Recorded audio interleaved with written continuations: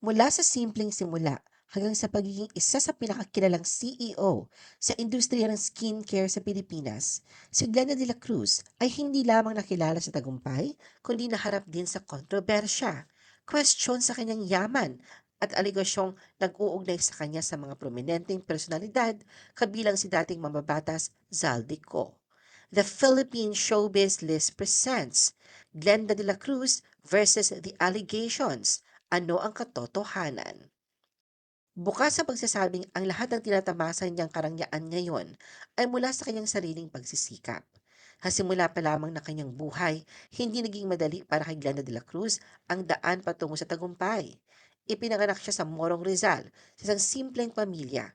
Lumaki siya sa pangangalaga ng kanyang lola matapos siyang iwan ng kanyang ina noong bata pa siya, at ang kanyang ama ay pumanaw din noong siya ay 2 years old pa lamang. Dahil dito, ang responsibilidad sa buhay ay napunta sa kanyang mga kamay na napakabata pa lamang niya, at nanilbihan siya sa mga gawaing tumulong sa pag-angat ng kanyang pamilya. Sa murang edad, nakita ni Glenda na hindi niya ikinakahiya ang paghahanap buhay. Dito na siya nagsimula magtrabaho bilang isang young online worker sa edad na 12 at naging virtual assistant sa isang call center. Sa edad na 13 hanggang 15 na maging team leader naman siya. Na mga panahong yon ay hindi alam ng mga kasamahan niya sa trabaho na siya ay minor de edad pa lamang habang nagpapatakbo ng team. Ngunit ang trabaho niya bilang VA ay naputol nang matuklasang siya ay minor de edad. Bagamat ito ay isang hindi magandang pangyayari sa simula, naging daan ito upang magsimula siya sa mundo ng negosyo. Sa edad na 15, nagsimula siyang magbenta ng iba't ibang produkto mula sa Divisoria. Habang siya nagtitinda ng ibang mga produktong binibili sa Divisoria, napansin ni Glenda na may problema siya sa kanyang balat. Dito niya nakita ang oportunidad.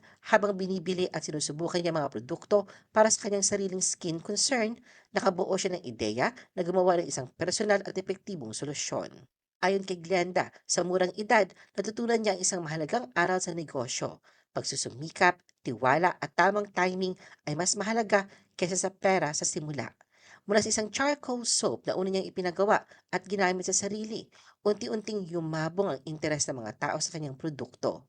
Hindi nagtagal, ang unang batch ng sabon ay naibenta ng mabilis. Nakita ni Glenda na may pangangailangan sa merkado para sa mga produktong pampaganda na abot kaya ngunit epektibo. Dito niya isinilang ang kanyang pangarap, isang brand na magbibigay sa bawat Pilipino ng dekalidad na skincare, ang Brilliant Skin Essentials. Building a Skincare Empire. Matapos ang ilang taon ng online selling at paggawa ng activated charcoal soap, itinayo ni Glenda ang kanyang sariling kumpanya na tinawag niyang Brilliant Skin Essentials Inc. noong 2016. Ito ang opisyal na simula ng brand kung saan nagmula ang iba pang produkto niya sa skincare at cosmetics. Hindi naglaon na sa dami ng demand at papuri mula sa mga users, nakapagtala ang Brilliant Skin Essentials ng libo-libong resellers at franchisee, at pinalawak ang linya ng produkto mula sa unang charcoal soap patungo sa iba't ibang beauty at rejuvenation items. Isa sa mga naging susi sa visibility ng Brilliant ay ang pagkuha ni Glenda ng mga kilalang celebrity endorsers na naging mukha ng iba't ibang produkto ng kumpanya. Isa sa mga unang notable endorsers ay si Andrea Brillantes. Naging bahagi rin ng mga kampanya ng Brilliant sina Kim Chu, Paulo Avellino, Alden Richards at iba pa. Awards and recognition as CEO. Habang lumalago ang kumpanya, hindi rin naiwanan si Glenda bilang isang leader na kinikilala ng iba't ibang organisasyon at award bodies. Noong 2018, kinilala siya sa Amerika bilang isa sa mga youngest Filipino CEOs sa field ng cosmetics at skincare, bahagi ng isang Gawad Award recognition. Isa sa mga malaking milestone sa digital presence ng Brilliant ay nang si Glenda ay kinilala bilang unang Filipino ambassador ng TikTok Shop Philippines noong 2023. Isa sa mga pinakaprestihiyosong pagkilala na nakuha naman niya ay ang Inspiring Women Excellence Award na tinanggap ni Glenda noong 2024. Hindi lang yon, bilang patunay na kanyang impluensya at pag-angat, siya rin ay kabilang sa mga top 50 influential people in the Philippines sa ilalim ng listahan ng Asia Leaders Awards at Rising Tigers Magazine. Noong April 2025, tinanghal naman si Glenda sa Asia Leaders Award bilang isang people to watch para sa kanyang business acumen at impact sa industriya, pati na ang pagiging isa sa 100 Women in Charge ng In Charge magazine. Hindi nagtigil ang ambisyon ni Glenda na paigtingin pa ang businesses na nakapaloob sa ilalim ng tinatawag niyang Brilliant Group of Companies. Ayon sa kanyang speech sa isang international recognition event mula sa skincare, unti-unti niya itong pinalawak sa iba't ibang industriya at venture. Kabilang dyan ang Brilliant Cafe, Brilliant Aesthetics and Spa, Hotel at Spa sa Malaysia, manufacturing plant, sariling pasilidad para sa produksyon, Brilliant Builders, isang construction business, Brilliant Medical Group, Brilliance by G, iFarm, iFuel at real estate development sa Dubai. Properties. Habang patuloy na lumalaki ang pangalan ni Glenda, nagmamay-ari rin si Glenda ng isang tahanan sa Glendale, California, USA. Sa mga nakaraang taon, naging bahagi na kanyang pampublikong pahayag ang pagpasok sa real estate development sa iba't ibang panig ng mundo. Noong 2023, in-announce niya ang pagbuo ng isang kumpanya sa Dubai, ang Brilliana Real Estate Development LLC. Isa din sa mga pinakabinanggit sa social media at ilang vlog ay ang kanyang rest house sa Baguio. Controversy over Glenda's wealth and rise. Habang unti-unting lumalawak ang empire ni Glenda, hindi rin nawala ang mga tanong at kontrobersya tungkol sa bilis na kanyang pagyaman at credibility ng negosyo.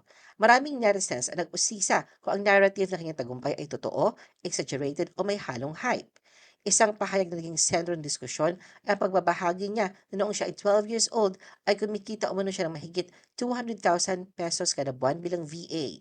Ang pagkikwestiyon sa timeline ay hindi lamang tungkol sa kita. Marami ring tumingin sa kwento ni Glenda bilang negosyante kung kumikita siya malaking halaga noong bata pa, bakit pa siya humiram ng pera para bumili ng sabon sa edad na 16? At paano ginagawa ang transition mula sa maliit na beauty brand patungo sa malalaking properties at negosyo sa ibang bansa? Kabilang din isa sa mga pinakamatinding usapin ay ang mga online speculation tungkol sa yaman ni Glenda, partikular kung paano niya nagawa ang pagbili ng mga mamahaling ari-arian at kung ang mga negosyo niya konektado sa Brilliant Skin at iba pang tinatawag na Brilliant Group ay tunay niyang kumikita ng ganoon kalaki. Glenda's response to allegations about her wealth and links to Zaldico. Habang patuloy na lumalakas ang pangalan ni Glenda sa industriya ng skincare at negosyo, sumulpot ang isang mas seryosong kontrobersya na nag-ugat sa social media. Ang pag-uugnay sa kanya sa isang dating mamabata sa si Zaldico, na kasalukuyang may kasong kinasangkutan sa graft at anomalya sa flood control fund sa bansa. Ito ay nagsimula matapos lumabas kamakailan ang tungkol sa kanyang Europe trip at pagbabayad ng malaking income tax sa Lisbon, Portugal na maaaring konektado sa naturang kontrobersya.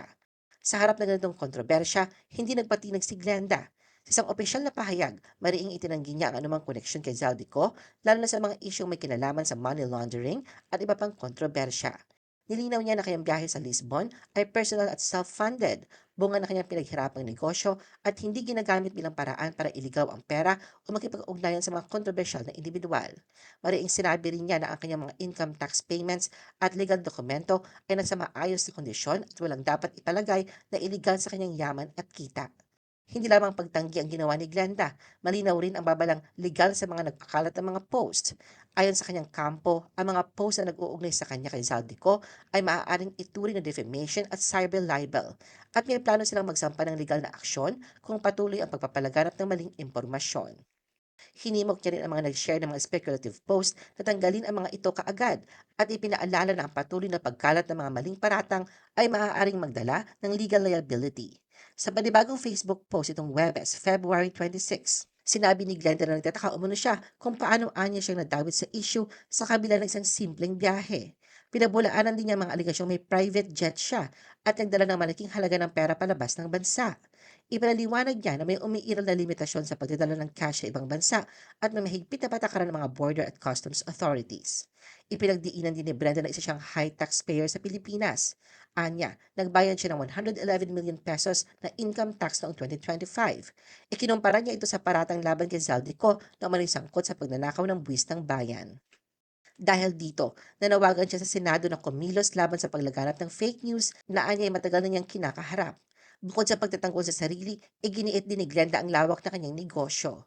Ayon sa kanya, mayroon siyang mahigit 1,000 na empleyado. Maraming truck na bumabiyahe araw-araw, pati na mga warehouse at planta. Giit pa niya, hindi posibleng maging bilyonaryo dahil sa pagbebenta ng sabon at handa siyang ipakita ang aktwal na operasyon ng kanilang kumpanya sa sino mang nagdududa. Sa huli nagpahayag siya ng pagkadismaya sa mga patuloy na bumabatiko sa kanya at tinawag pa ang isang co-K na umano'y hindi na tinatangkilik ang produkto at hindi sumusunod sa pamantayan ng FDA. Ipinahayag din ni Glenda ang kanyang pagkadismaya sapagkat hindi daw niya maintindihan kung bakit marami ang triggered o naiinis sa kanyang pag-usbong at sa mga achievements na naabot niya sa buhay. Binabaliwala ang malaking ambag niya sa buwis at tinatawanan pa ang dating pagiging virtual assistant niya. Binanggit niya na sa Pilipinas, tila may kulturang bawal umasenso na parang ang pagsusumikap at tagumpay ng isa ay ginagawang dahilan ng pag-uusig o pagdududa. Sa kabila ng mga isyu, nanindigan si Glenda sa kanyang pahayag at iginiit na patuloy siyang lalaban sa mga maling paratang na ibinabato laban sa kanya. Ano ang masasabi mo sa video na ito? Mag-like o mag-react at huwag mahiyang mag-comment. For our YouTube viewers, huwag kalimutan mag-subscribe at i-hit ang notification button. At para sa aming Facebook viewers, mag-like at follow sa aming Facebook page para updated ka sa mga showbiz chika. Thanks for watching!